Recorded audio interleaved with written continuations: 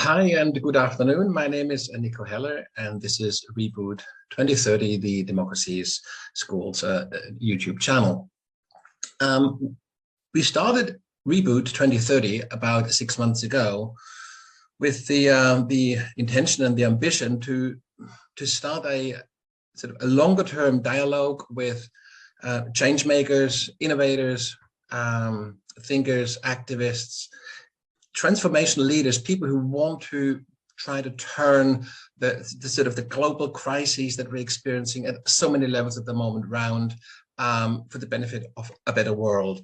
Over the past 6 months, we've covered a whole host of different topics, including topics related to climate change, to empowerment and participation, to Europe and the EU, to global competition and cooperation, and last but not least, to federalism and democracy. Today, we have a very different kind of person joining us, an artist, an architect, one of the leading architects, in fact, currently or for some time now working in the UK. A lady called Lenka Petrakova. She works for Zaha Hadid Architects, one of the leading architectural firms, really, you know, in not just in London, but really, I would almost sort of say in Europe. And she has built and has worked, you know, across a number of continents. She's worked in the US, she's worked in Europe, and of course, she has worked in her home country, where she originally is from Slovakia. She's trained both as an architect and as an engineer, so she brings various kind of aspects to her craft, and she is working currently, or has been working on the side, on a really ambitious project which has drawn my attention because it looks at the future, a future that is potentially quite bleak, in quite a positive way. She is working on a thing she calls the 8th continent. It's a massive, a huge floating station. It floats in the ocean, and it's like a large vacuum cleaner. It hoovers up debris and cleans the water, but it does a lot more. So I see that Lenka has actually arrived. She's in the waiting room, so I will invite her in. And basically ask her to say a few more words about herself. There she's coming on. I think I can see her coming on. Is she there? Hello. Lenka, hi. You need to turn your camera on. Yes.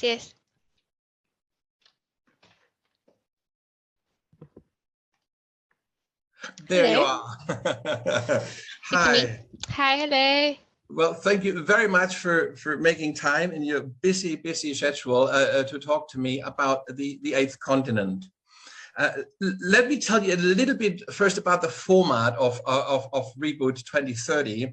We think of it very much as a conversation. So, and we think of it as a conversation of two people that are essentially on the same side.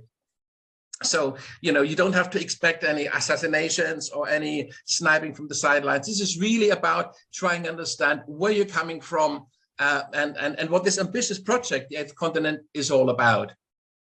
I think because it's so hard to really get a sense of how ambitious this really is without seeing it, we're sort of breaking with protocol, because usually we don't want PowerPoint presentations on our channel because it's so tried and done. But in this case, we do make an exception, and I have prepared this, and I can share this screen. So I'll try and see how that works. We should both be staying there, and we should be able to, yeah, there we are. And we can both see this. So this is basically a sort of the still, and there's a film prepared for our viewers. And what I suggest is, because it's a silent movie, as it were, I let it run, and maybe you could just talk over it and say a few things about, you know, the different aspects of the project. Is that okay? Yeah, sure. Okay, so let's see.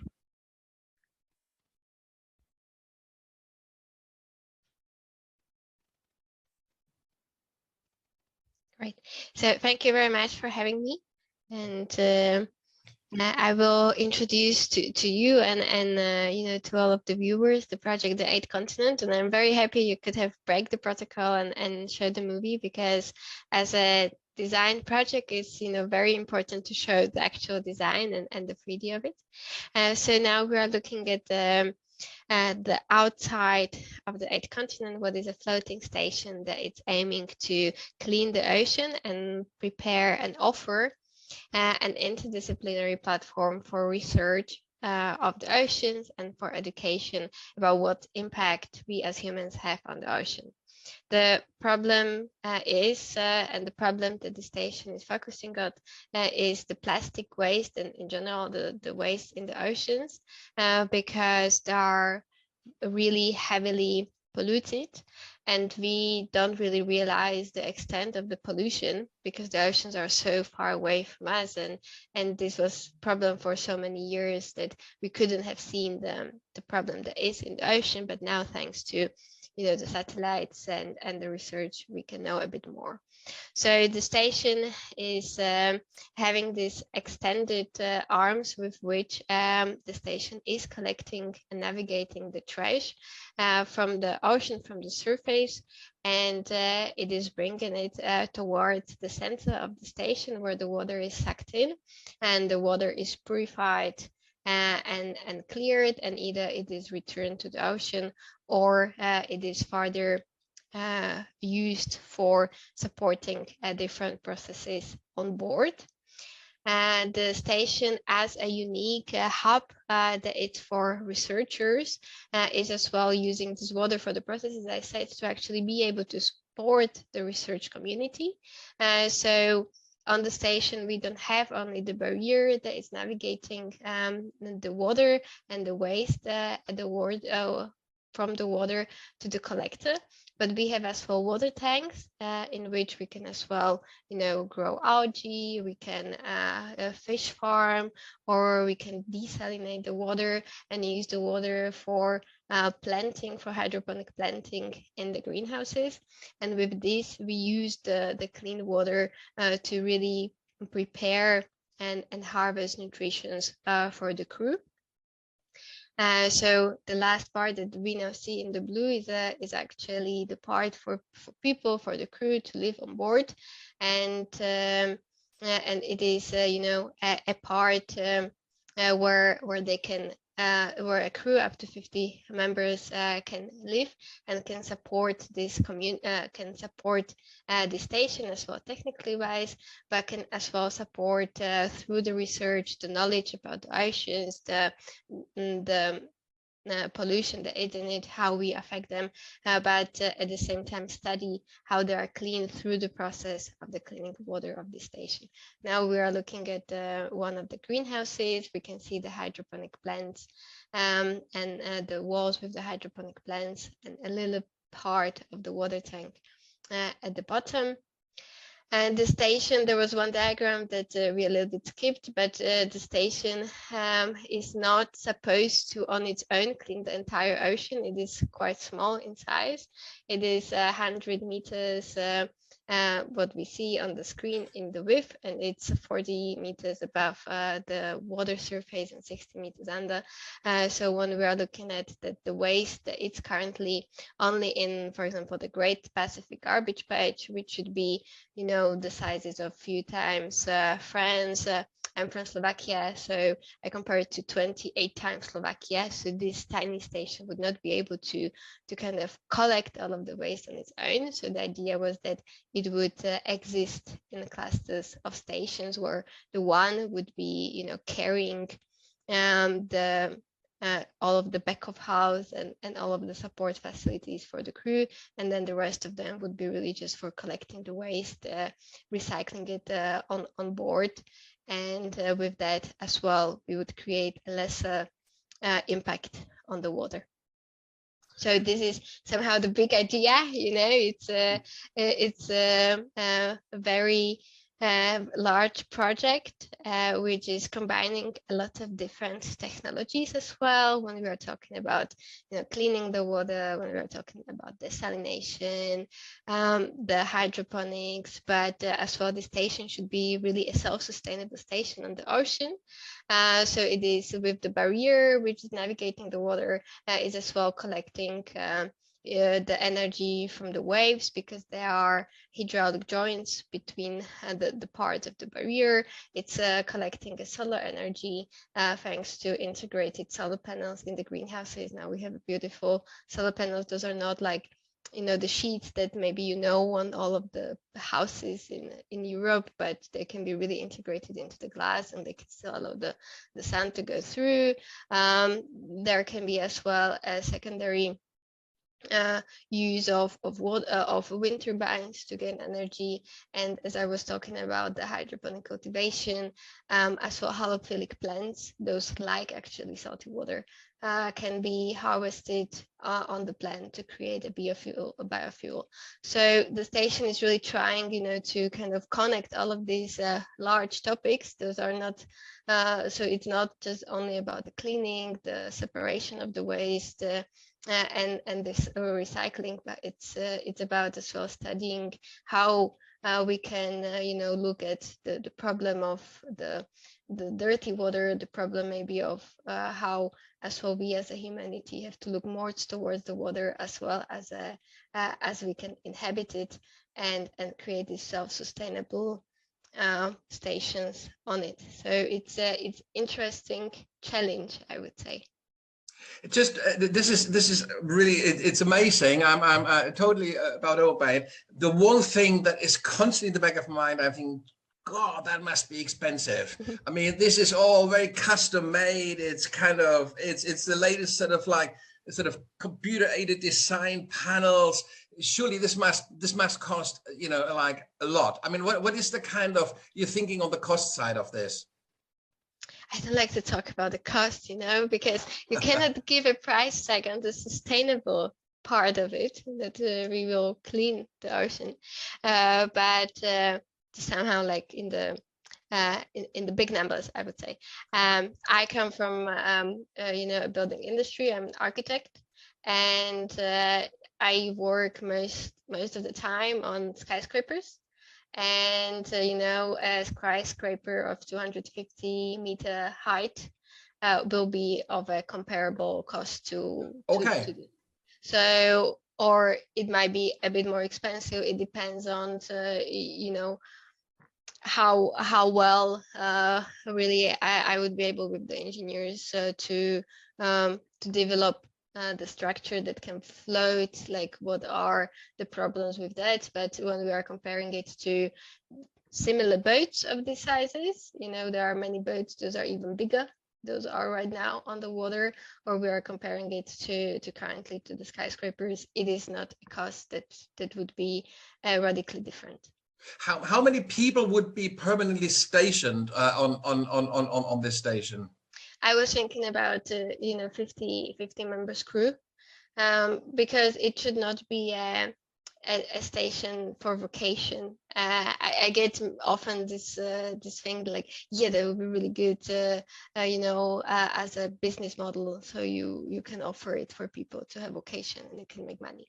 But I think that's not the idea of the project, because with that you would increase, you know, the pollution of the water, because you have to transport the people there, and it would not be about the cleaning it so much as it would be about entertainment.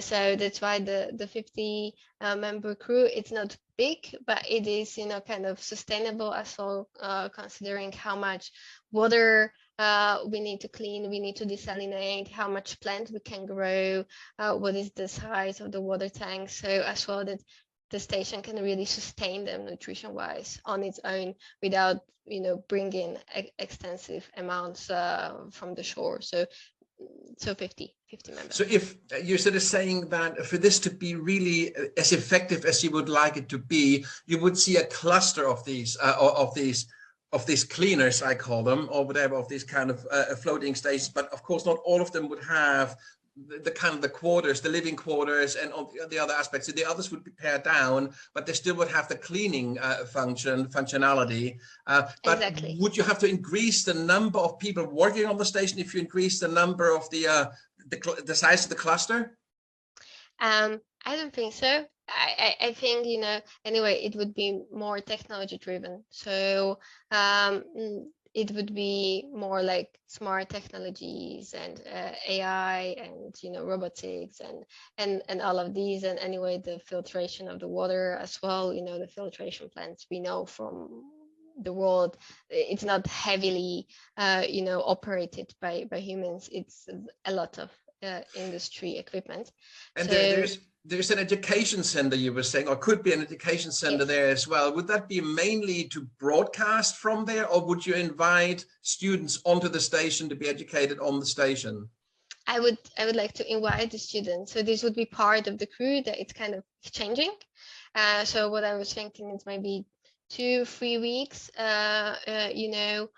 kind of seminars on board where the students can as well do some research, can test something, can help kind of the permanent researchers, and can better get to know. Of course, I mean, if there would be if there are the researchers, broadcasting would be possible. Of course, a part of it now we all are, into podcasts and everything. So it definitely would be nice. But the idea was to offer this to the researchers because I believe there is a need. I as well heard from some people that are studying the oceans that there is a need. There is it's important as well for the researchers to kind of test. What is the quality of the water, how is the life behaving when we start to clean it. I think it would be important to see how effective is really the station, or as well try to find out a new principles or how we can really recycle the waste, if we can, and to what extent we can do it on board, and improve this process over the years, because this should be like a hub where you can try these new technologies and you can develop farther, because of course there is some knowledge we have now, but what we can do with all of this knowledge when we can apply it in the middle of the ocean and continue developing it. There's two kind of sort of if you like, existing organizations that are kind of when you talk, that kind of come back to me, that I feel have a certain similarity. One, of course, is the International Space Station, which is also, again, it's used by, indeed, even at this very point, by Russians and Americans, and apparently they got on quite well in space. And of course, and it is used by others as well. And they essentially use it as a kind of as a research station, a shared facility. I don't know how they're organized, sort of incorporated, what the actual form is there, organizational form. But I know the other one that comes to mind is CERN, which is the particle accelerator in Switzerland. Which is organized a bit like the EU as an international organization, with states, with nations becoming members and then sending their scientists there.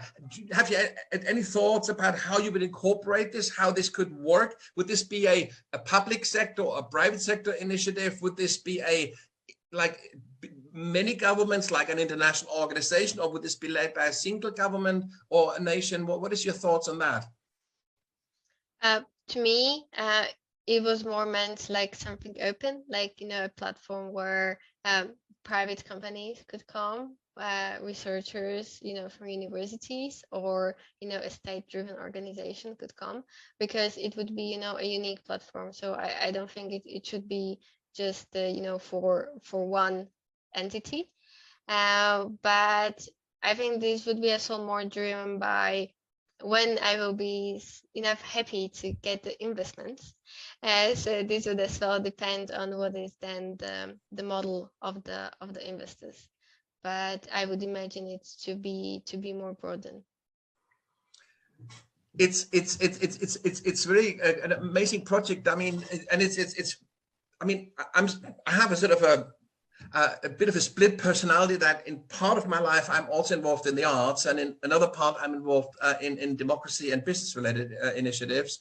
And one of the things that I come across all of these domains is that people very often are quite frightened of large ideas, because the large ideas it commits you to something, at least in the public that you may not be able to realize because it may be too big, too ambitious, too expensive. I mean, there's 1,000 ways of killing a cat, as they say. And certainly, if anybody would want to have a go at kind of killing this project, I'm sure there would be plenty of opportunity. How do you gather the courage, and what makes you kind of conceive of such large projects? What's your reasoning, or how do you kind of justify that, for yourself? When you were talking about, these two parts, the art and somehow the politics as well, I actually have to tell you a story. So last year, the Minister of Environment of Slovakia, he found this project very exciting, and he as well enabled me to exhibit it at the Dubai Expo. It was fantastic. But when we had the first meeting, he said something what I think nicely describes it. That, for example, waste is is a topic that we as a humanity, we don't like to talk so much about it. We want to always hide it. It's not a topic you're gonna go for coffee with your friends and discuss. Because we don't really have a solution for it, don't we? It's one of these problems that if we make this a political project, we dig a hole for ourselves, don't we? Yeah. But it actually, this project, because it is a nice design, and that through that design, it's kind of opened this possibility to discuss the waste more. And this is what is important for me on this project.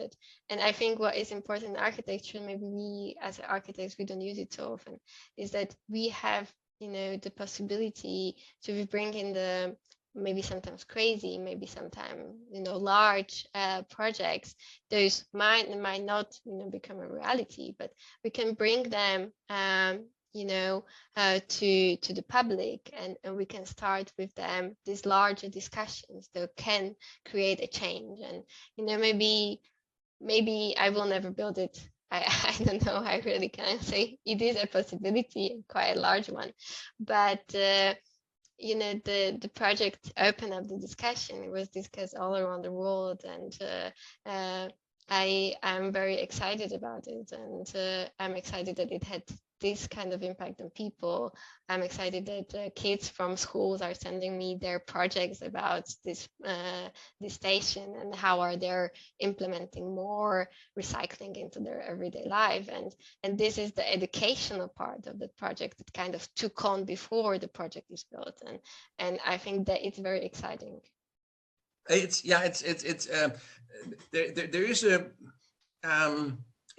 a kind of a fine line, isn't it, between kind of trying to keep it as a something that we want to think in terms of real, rather than it being a fantasy, because of course there is always this danger that we kind of drift into the realm of science fiction, and then we sort of lose touch, and it's then very difficult to use it in critical discourse. But I think you're trading a very fine line, and I find it very exciting also, especially at the moment where we do not really have so many positive versions of the future that are actually taking into account the real problems we're facing.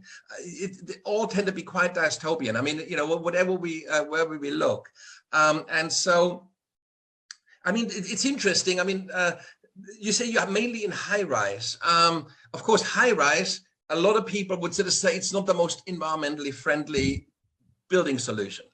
But of course, there's also other arguments that would, that you could put against it. But it is certainly something that people debate, whether you should build up or out or down, and all these kinds of things. Where does it sit in your own professional practice? Is this sort of an outlier? Is this something that or are you trying to bring the kind of environmental concerns that are reflected in the eighth continent? Are you trying to bring that to your other building work as well? In my everyday work, and like in the practice I work for, we always consider sustainability, sustainable principles. We look at the materials of the building, we look at ventilation, solar, everything that's there, and we look at how to implement it and make our buildings better, performing better, more resilient, and that they have a higher longevity.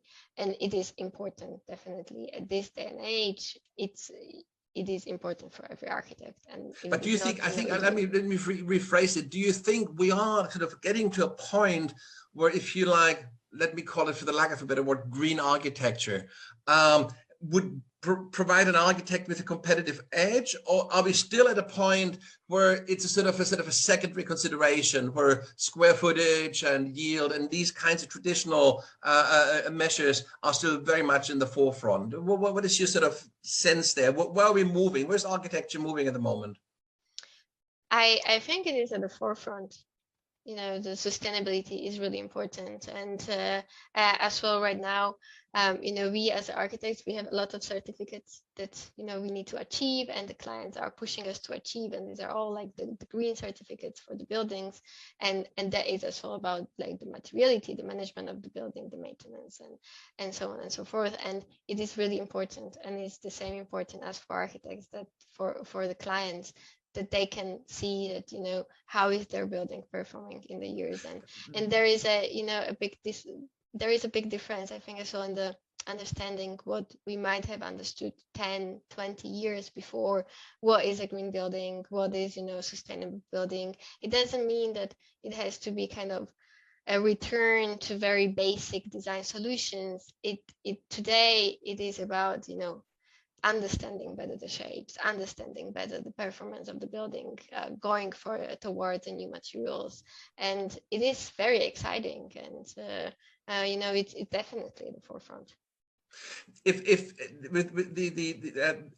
you think about the eighth continent as and I found that a really interesting approach. If you think about it as, if you like, as an icebreaker, as a as a discussion starter, then of course, what would be quite interesting is if one in the discussion wouldn't lose sight of the actual project, because of course, both from an architecture point of view, but also from a personal point of view, surely it would be a huge triumph if this thing was going to be built at some point, wouldn't it? It would be really nice. So kind of, is there a way for you to keep them together without sort of losing your audience? In other words, if you're talking to, if you were to talk to Elon Musk, and who is known for kind of extravagant projects, and he would sort of say, well, yeah, it's great, but we have to halve the cost.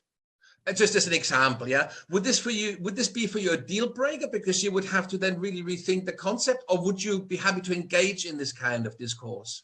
In other words, would you be prepared to take the project along, almost as if that it starts a discussion, but it kind of goes beyond that, in a sense that it then adjusts, so that, because the discussion, if the object of discussion remains static, then the discussion at some point will run its course and it'll be done. Everything will be discussed about that structure. But if the structure evolves alongside the discussion and takes these ideas on board, then surely one could sort of wonder whether there is an opportunity for a large participatory project, if you know what I'm trying to get at. Yes. So for me, it's very important that the design would develop, and I see this in my everyday practice. And of course, budget is a big question, and there are always going to be a cost cut, and there are going to be replacement of materials, and there are going to be rationalization, and this is just part of everyday life. And I think as architects, we should not be, and we are not really afraid of it. We are still trying to always sustain the design and the design intent as much as we can, and it's really important. But I think it's important that as well that the design develops with knowing more about the technology, knowing more about the structure. And I think this is, for me, actually the very exciting part to kind of moving forward with the eighth continent, to have the engineers on board and to be able to discuss with them how we could make it better, how maybe some geometry has to change, but that means that we can have much better technology for the cleaning or for the collecting of the trash. And a design that it's not informed by some different elements. It's not really a design, it's only art. So for a good design and architecture to really work, it has to have this feedback from the engineers and from the wider stakeholders. And the wider stakeholders are the group that I'm kind of, I would count myself to the group of the wider stakeholders. And I find probably that to me probably would be the key to the project. I mean, for example, take universities. I mean, like going back to like CERN in Switzerland, I mean, it is a kind of an international organization. Yes, government or nations become members, but they do become members so that their universities and their businesses gain access to CERN and can do their physical experiments and their whatever like there, and send students there to do their PhDs and all the rest. So it's a sort of a kind of a research infrastructure that governments share. Same, of course, goes in some ways for the International Space Station. I kind of wonder, isn't that the kind of project where you would want to get like sort of the 10 leading universities of this world from the US, from Europe, from Asia, and so on, together to say, well, how about, we form a consortium and see whether we can push this forward, not necessarily with the intention that exactly that floating station is going to come out in the end, but that a solution comes out in the end that meets the criteria that you have set out. Can you see this kind of process or something like that happen? I think it definitely would be an interesting way how to, approach this problem, and how to maybe bring it the next step. And as you say, maybe the station would not be the outcome. Maybe there would be a different outcome to it. Maybe it would be about building, some different designs closer to the shore to kind of collect the trash before it kind of breaks to parts, because right now I had the station floating in the ocean in the garbage patch, where is already a kind of different state. So I think it would be exciting way how to approach it and discuss, with really the leading universities as well in the problematic of the water cleaning, or the ocean studies and so on and so forth, hydraulics, and kind of have a look with them at what could be the solution, and kind of inform back the design, or develop with them another solution in a different project. I mean, I think this idea of it not just being a functional cleaning device, but to combine this with research and to combine this with other functions that you have done, to me, it feels like that is part of the key, isn't it? It's part of getting people excited about this, and also sort of seeing it not just as a sort of a solution to a problem, but also a window to an opportunity. And I think to keep that in balance, to not think of it just as a problem, but to think of it in a forward-looking way as a window. I think that's exactly this. I think it's a very, very promising approach. Have you used this idea of architecture, as a sort of if you like, as an icebreaker, or as a sort of a starting point for discussion in other contexts?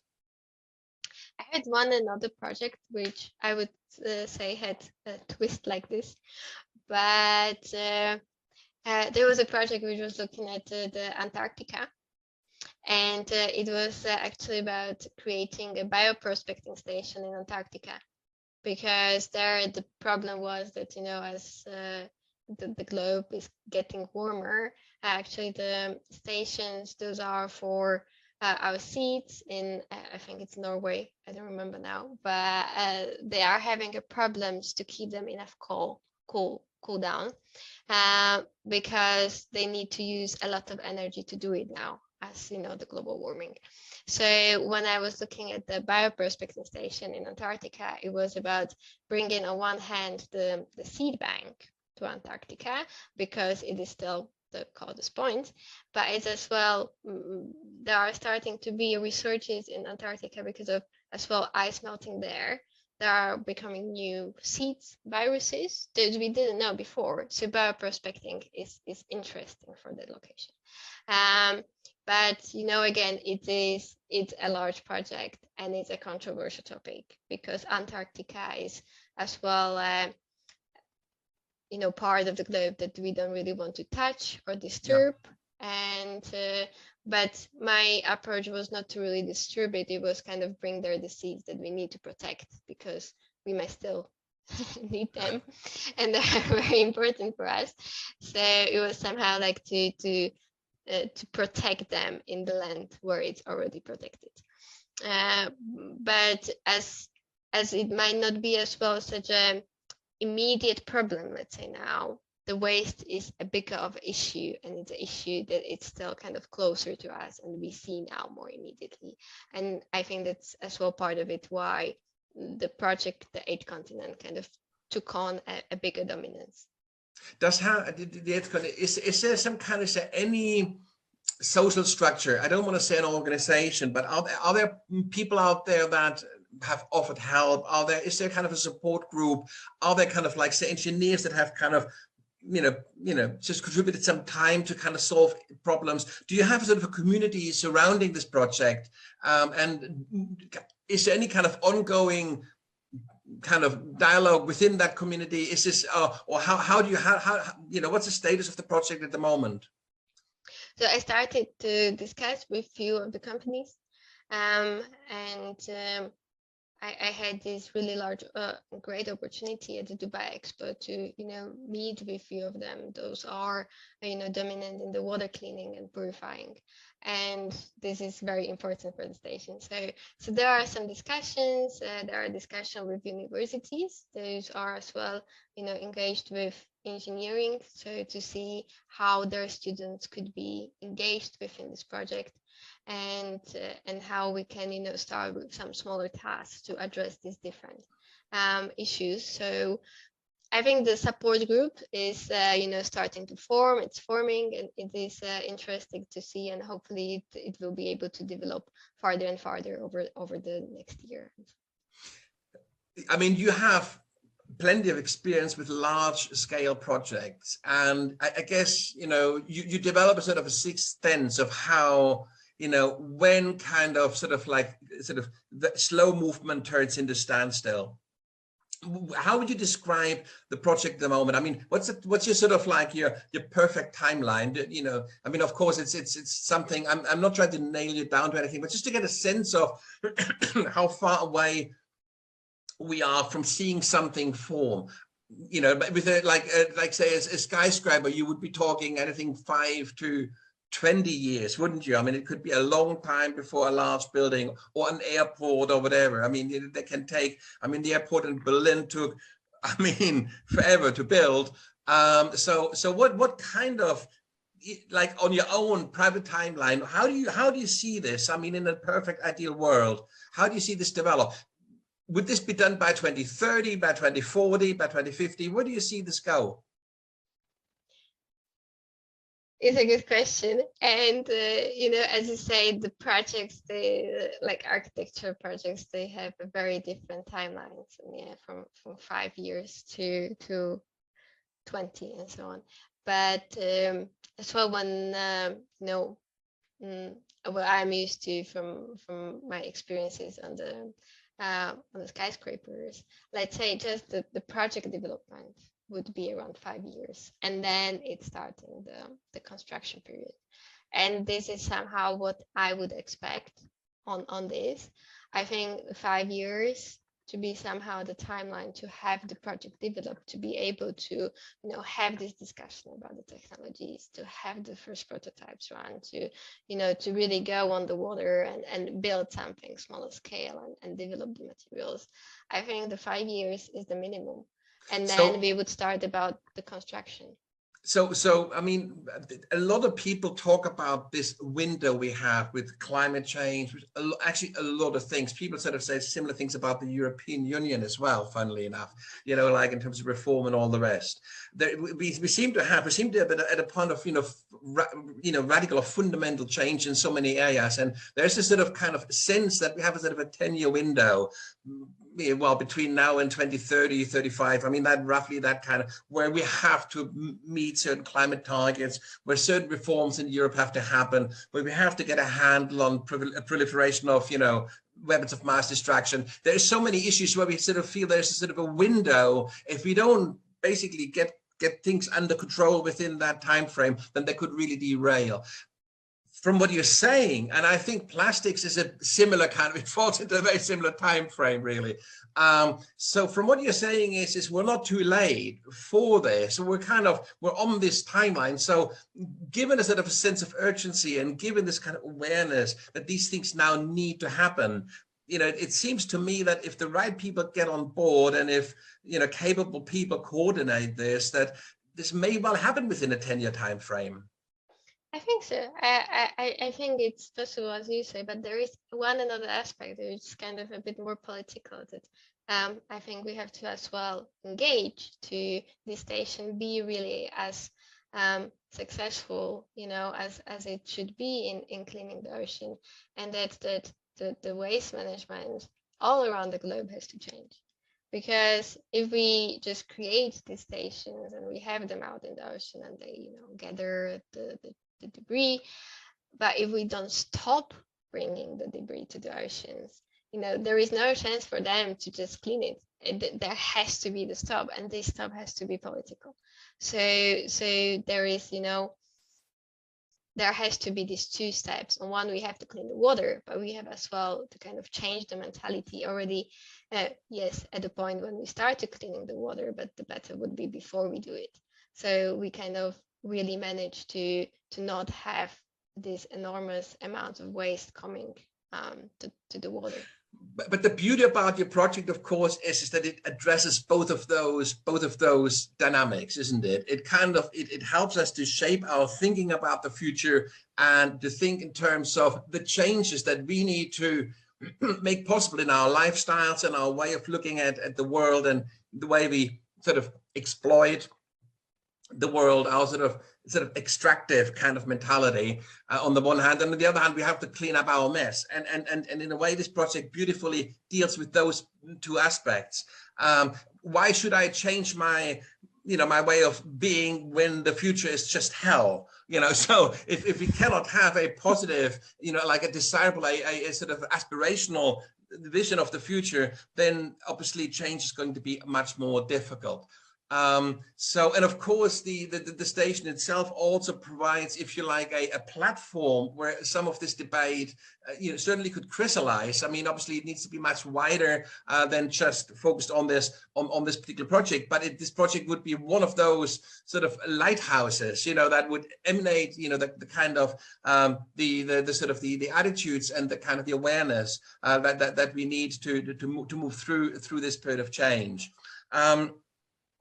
So in terms of your thinking about sort of, do you have any sort of particularly next steps that are kind of that you're sort of contemplating what you should or what could be done next for this project to have a sort of to move forward?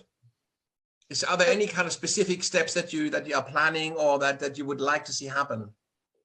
For me, it's the development with the engineers, the development of the technology. And I think this is really crucial to as well make this project viable to, the investors. And if I would be able not only, to get it in a theoretical way, but to get as well to the building of the first prototypes, that would be somehow, my target to do this as soon as possible to, be able to start the discussions with the investors and start to build bigger mock-ups and bigger models and maybe small stations. Those could, kind of start to clean onshore and kind of with that moving towards the ultimate goal. Just one question that I just remember somebody asked me, and I'm sure that there may be quite a few viewers that wonder that as well. That station, how will it make sure that it doesn't suck in fish and other living organisms? I mean, in other words, that it doesn't kind of that it only takes out debris and not the good stuff, be it jellyfish, be it fish, be it, other things that should stay in the water. Are there filters built in, or how does this work? So the one of the first ideas was that in general kind of the trash is in the top level layers of the water. This is where usually the fishes are not. Oh, okay. So it's at the yeah. So it's at the top layer, and then there would be as well like a netting So it would protect, to certain depth, so that the fishes will not go close to the mechanism that is sucking the water. And then there would be different filters. So I think it would be as well possible, maybe at the first filters to be somehow able to, in case there is still some living organism, to make sure to kind of return it back to the ocean. But this is one of the technologies that is, it's so crucial, and it will be so interesting to, develop with the engineers closer. I don't have a company yet that, I'm in discussion about this particular technology, but I think we can definitely find the solutions. Yeah, I mean, because it's like, I think there's sort of probably almost an opportunity also for artificial intelligence, isn't there? Because there may be a way of sort of active filtering, and so it's quite interesting, this question: how do you make sure that you only filter out the debris and not the other stuff? I think this would be as well a very crucial question, when we would look into how to actually clean the sea bottom, because this is very difficult, and there it would be more about suction and really getting the trash from the depth of the sea, and there it could be more problematic about how is it destroying really the seabed. The project is not looking at that, but it was something what I was looking at as a next step as well, because when we are looking at the Great Pacific Garbage Patch, I have again the comparisons in the size of Slovakia, but I think it was around, so there is a 28 times the area of Slovakia on the top layer, but there is 65 times area of Slovakia on the bottom of the seabed. So there is enormous amount of trash which we will have even bigger problem to remove, and that needs another solution too, and that is a challenging one, and I think even more than the one to remove it from the top layer. So one last question, and this is a question that this is something I have sort of noticed with other people also on Reboot, have come up with very innovative solutions, but they have not come through a movement like a social movement or an environmental movement, but they have come to it, for example, from a business perspective as business people, and they found that the movements weren't necessarily as supportive as they had initially hoped. What is your experience being in kind of taking this to taking it to the public? Did you have a very welcoming, a very warm kind of reception from the environmental lobby, like the Greenpeaces of this world, or what is the kind of, how do they respond to this? I don't know if I talked with Greenpeace, and if I did, I'm very sorry, but I am not exactly sure with those if I spoke. I spoke with many interesting organizations within the last 2 years, and I had most of the time a good feedback. I don't think many people would come to me and really criticize it. It's and I think it's also different if you are really doing something what is business driven. This is not really for now a business driven project. I mean, the premise is to clean the ocean and to start a discussion and to everything what we just talked about.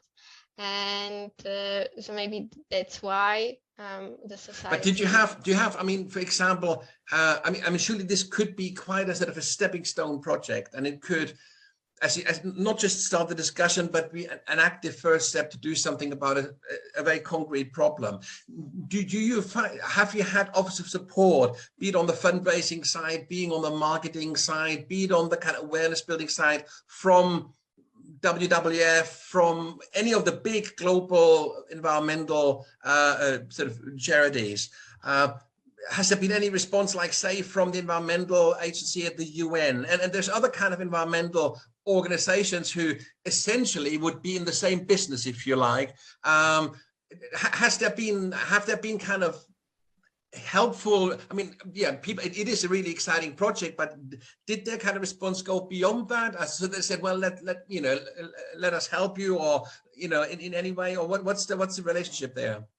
I have to say I have a great support from the Slovak Ministry of Environment and Environmental Agency, and they enabled me the Dubai Expo, and they are supporting the project and in exhibiting it, and so that would for me be like from the big organizations you just mentioned. That is one of the biggest one.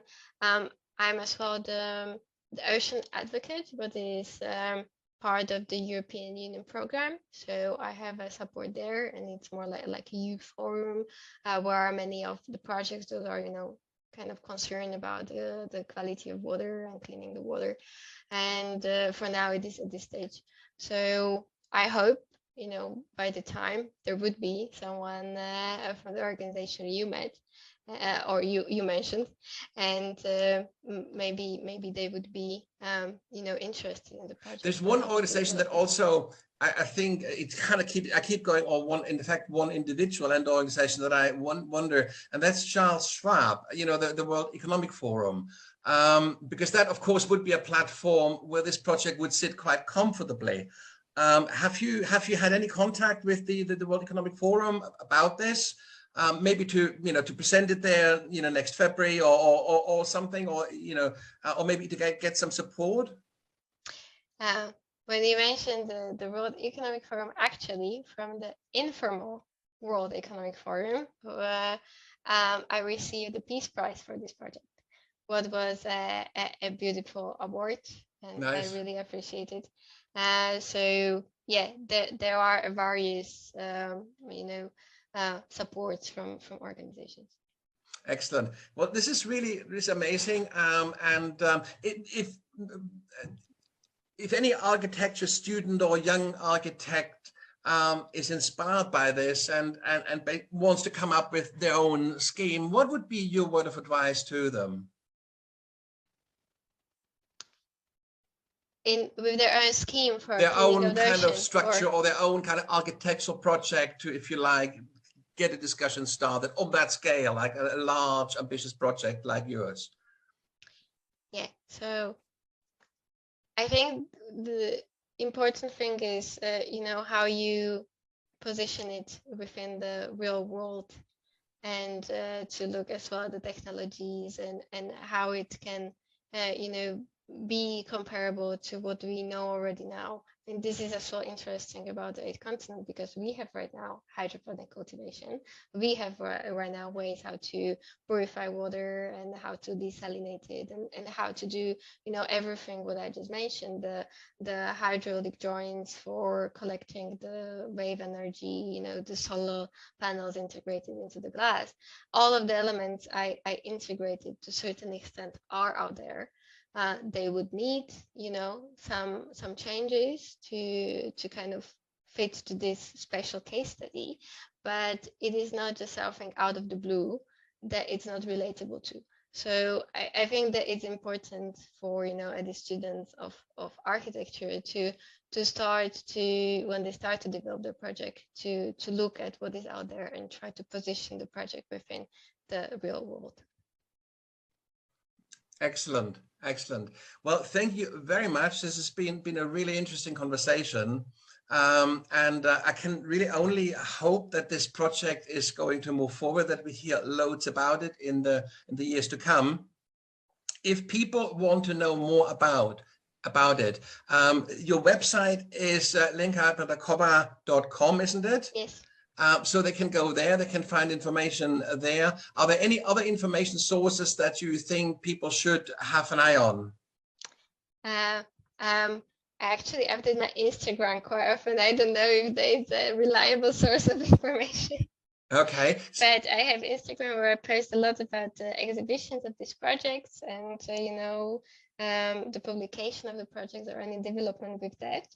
So if people are interested, it is Lenka Petrak on Instagram, and they can find there, some more about the project, and definitely more than what is on my webpage right now. And if it just so happens that we have a serious investor or institutional policymaker or somebody who could actually really help you at a senior level to move this project forward, would these people contact you through the website or through Sada Hadid, or how would people get in touch with you? They can contact me through my website. There is a contact form, but they can also write me on my email, and it's Petrakova at now I have to tell it right, the8continent.org. Excellent, excellent. Okay, so well, what I will do is maybe if you send me all the kind of the Instagram and these once more by email, I will link that then to this video so that people can have the links on the video here as well if they look at it later. Thank you very much. It was really a pleasure to talk to you, and I hope the viewers, learn something interesting. It's been a great pleasure. It's been a great pleasure, and most importantly, it's been really amazing to meet you and to find out who this amazing person is behind this great project. Thank you very much. Thank you. Thank you. Have a good day. Bye bye.